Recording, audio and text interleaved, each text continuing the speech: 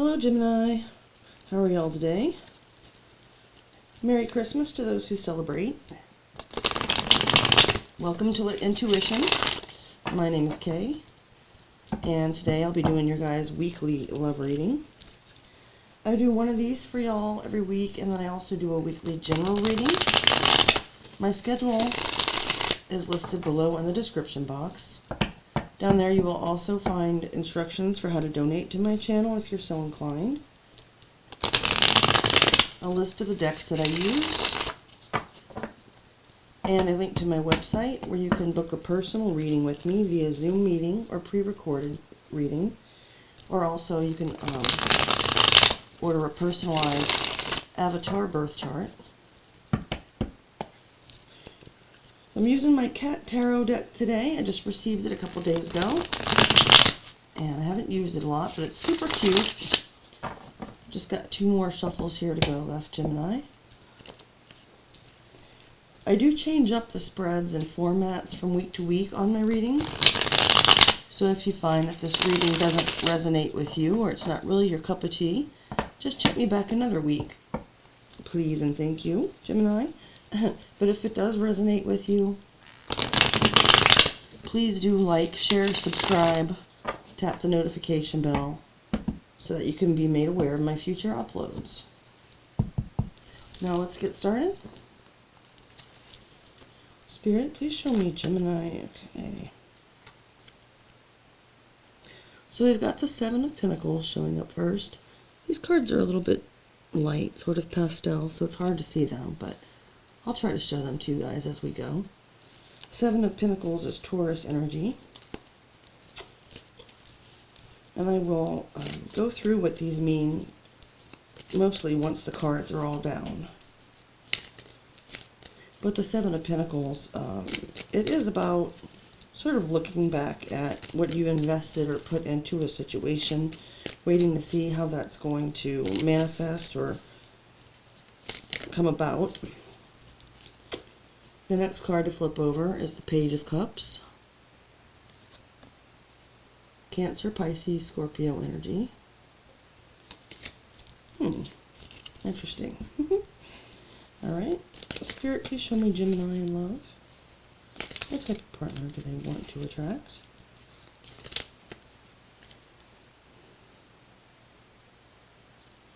Then we've got the 8 of Swords. That's your energy, Gemini. Okay, I'm just kind of laughing because of what I'm hearing in my head when I'm doing this, but I will share it with you guys. We'll get there. I just kind of want to see how this plays out. Spirit, please show me Gemini in love this week. We've got the 10 of Pentacles, Virgo energy.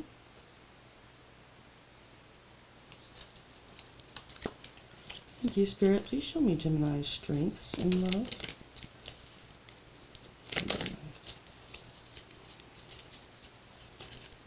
Next, we have the King of Swords. That's your energy, Gemini. It can also be Aquarius or sometimes Libra. And by the way, the signs don't have to indicate that the person that you're going to be with or looking for is that sign. I just sort of like to say them for confirmation for people, or just if they're interested, and sometimes it can be significant, it's just not always. Spirit, please show me Gemini. How can they apply this strength?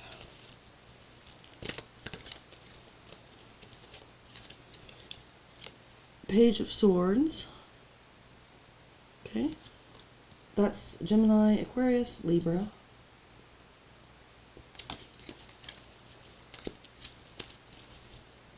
Spirit, show me Gemini's weaknesses in love.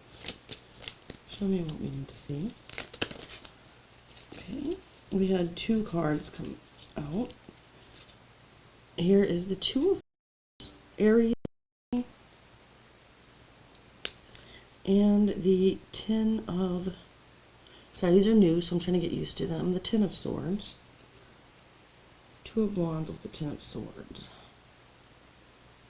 Okay. I see. Just a couple more cards to get here. I just like them to be straight, and it kind of bugs me when they're not, so I apologize for the time that I spent playing with the cards, but it is what it is. Alright. Spirit, please show me, how can Gemini overcome these weaknesses in love? Show me Gemini this week. Spirit, please show me Gemini this week.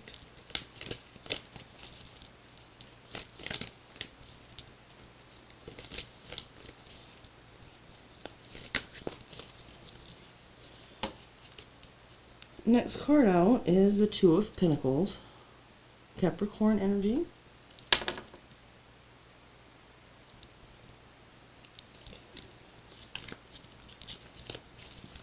And Spirit, please show me Gemini and Spider advice for this week of love.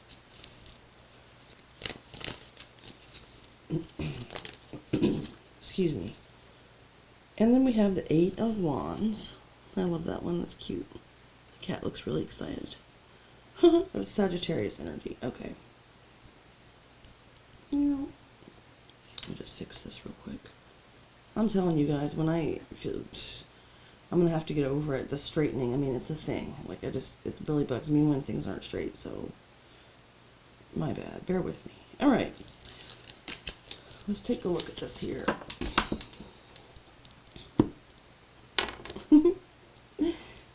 So Gemini, the way that you tend to show up in partnerships is that Seven of Pentacles we were describing, according to the spread, for whomever this resonates with.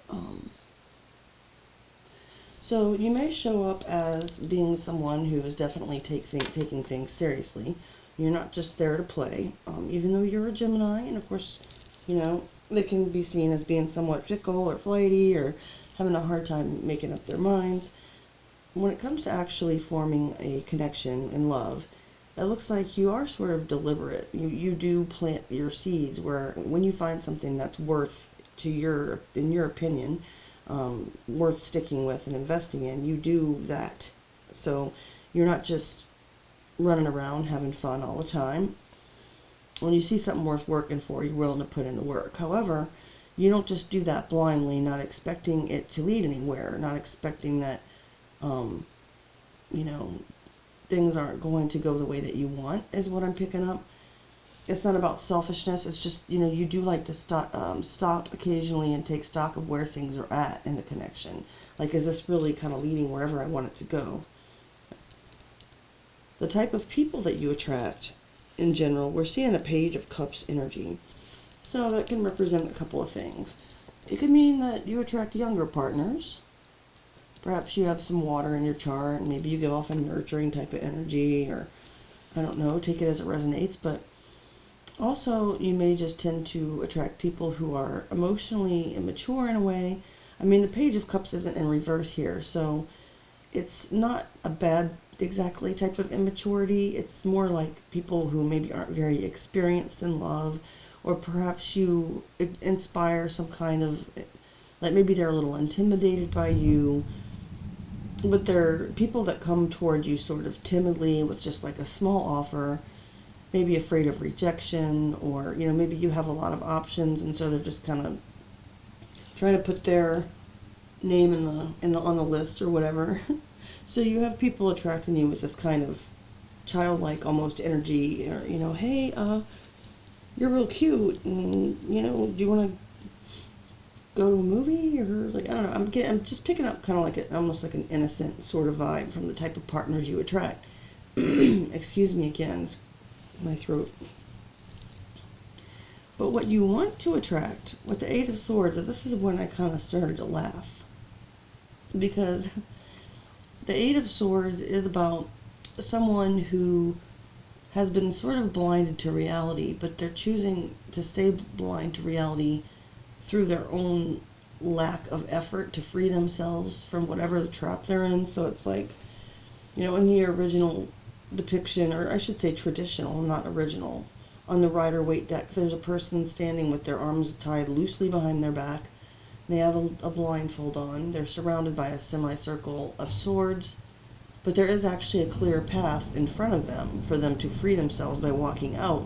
But they don't know that because they have a blindfold on. But they have a blindfold on because they're not loosening their hands and taking it off, which they are able to do. So the type of partner that you actually want, I'm picking up that it's a type of person that might sort of overlook any faults that you have, may feel just kind of like attached to you regardless of what you do. I'm just laughing because I have a Gemini moon in Mars, and yeah, so no judgment here. I'm not even saying it's a bad thing. I'm not saying you want to absolutely trap a person and keep them imprisoned, no. But you might have this kind of, like, be wanting to, like, sort of wrap somebody in your intellectual snare so that, you know, keep somebody, like, really, sort of bound to you through ideas. That's very interesting. Okay, but moving on, the kind of partner that you actually need, Spirit is saying here with the Ten of Pentacles, well, this won't be somebody with a blindfold on for sure. The Ten of Pentacles is about family legacies and generational wealth, as they always say. It's about the ultimate stability, security, having all the things that you need as well as all the luxuries you could desire. So a Ten of Pentacles kind of energy is going to be someone who knows exactly what they want. They've already worked toward and gotten everything that they want for themselves on their own, and now they're already sort of prepped and primed for a real connection. Ready to settle down, ready to commit. When you're ready, of course, Gemini. So you need something solid, and you know that might seem like, oh duh, well doesn't everybody need a Ten of Pentacles? But no, some people aren't on that trip. Some people want a Knight of Wands that they can always just travel with and have fun, and don't ask, don't tell as far as what you do when we're not together, that kind of thing. And while some people might expect that more to be the vibe of a typical Gemini, whoever I'm connecting with that may be viewing this reading, is Spirit is saying you need to look at long-term potential. Your strength's showing up as the King of Swords. That's just you being yourself. I mean, different readers see the Kings and the Knights as being different signs of an element, but the way that I kind of learned was that the King represents the mutable part of the element, so in that case it would be Gemini, you, although like I said before, it can also be Aquarius or Libra energy. So it's just standing in your own, like, as the King of Swords, Gemini, you know who you are. You've gone through a lot to get there. And while you're not bitter or angry, you are very rational. You are very strategic. You're very intuitive and intelligent, and you make head over heart decisions. You try to, that's your strengths, you know, to draw on, is that you're able to sort of take a step back from any emotions that might be involved and look at the situation to discern what's best for you, what isn't. And with the Page of Swords as being a way that you can sort of apply that in your connections, continue to make sure that you're getting all the information. Continue to be curious about things, to seek reasons for why things are happening, you know, so that you can continue to feel confident as the King of Swords that you know you have the information that you need and you're able to make a solid decision based on what's true and what the facts are. So don't lose that curiosity or that sort of intellectual exploration. Spirit's saying that as long as you continue to apply that principle to your connections, that will be beneficial to you. With your weaknesses being the Ten of Swords and the Two of Wands, Gemini, you might have a vindictive streak. I'm sorry. It's not really funny. It's just that, like I said, for the sake of full disclosure, I do have a Gemini moon, so it says a lot about how I process my emotions, and I don't usually go through with it or act on it, but I can think of some pretty horrible worst case scenarios as to how to, like, inflict my vengeance on others when I feel like I've been wrong. But probably everybody experiences that to some degree. But Spirit's saying here for your weakness that before you choose a path, okay, well, we're not to the advice part yet, or how you can overcome your weaknesses, but it's saying that you might tend to just automatically grab the wand that says, I'm gonna fuck this person up. You might feel like if this person has stabbed you in the back or betrayed you in some way, turnabout's fair play, and, so you might, at least mentally, you might want to really inflict damage or some kind. I don't mean like you're going to go out and hurt them physically. At least I hope not. But it's just saying that you're going to give what you get. You're going to give as good as you get. And I can see how that can be empowering to some degree, especially right at first when you're in the rush of maybe feeling betrayed or whatnot, Gemini. But Spirit is seen as a weakness, and as for how you can overcome it. With this Two of Pentacles here, Spirit saying, sorry, I don't think you can see it very well, but oh well. Spirit is saying, take the time to sort of balance and juggle those options as far as like, well, if I do go ahead and fuck them up, how is that going to fuck me up in turn? Or, if I choose to just walk away from this, though, yeah, I might feel kind of like a sucker for a few days or whatever, but balance that with your priorities, How bad is it?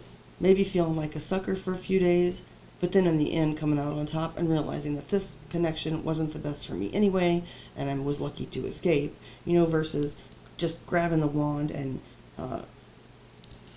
sending an email to, their parents telling them what a horrible person they are, or whatever, whatever the case may be. The final card in the spread,